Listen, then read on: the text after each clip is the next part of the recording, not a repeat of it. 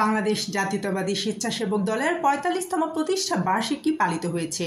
দিবসটি উপলক্ষে মঙ্গলবার দুপুরে লালমনিরহাট জেলা শ্রমিক দল কার্যালয় হতে বাংলাদেশ জাতীয়তাবাদী স্বেচ্ছাসেবক দল লালমনিরহাটের উদ্যোগে এক র্যালি শহর প্রদক্ষিণ করে।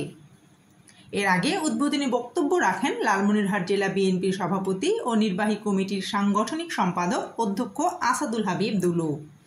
এ সময় আরও উপস্থিত ছিলেন জেলা বিএনপির যুগ্ম সাধারণ সম্পাদক AKM ইমরুল হক, জেলা স্বেচ্ছাসেবক দলের আহ্বায়ক আব্দুস সাত্তার এতে সভাপতিত্ব করেন।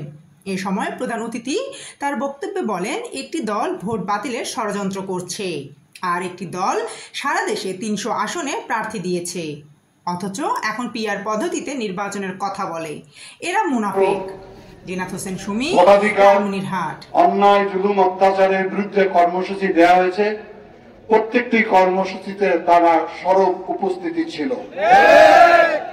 যার ফলে একসময় হয়তো স্বেচ্ছাসেবক দলে অল্প সংখ্যক নেতাকর্মী সমবেত হতো।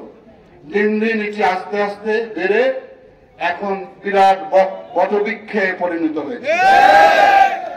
সংগঠনের শক্তি হচ্ছে কর্মীরা, প্রাণ হলো কর্মী।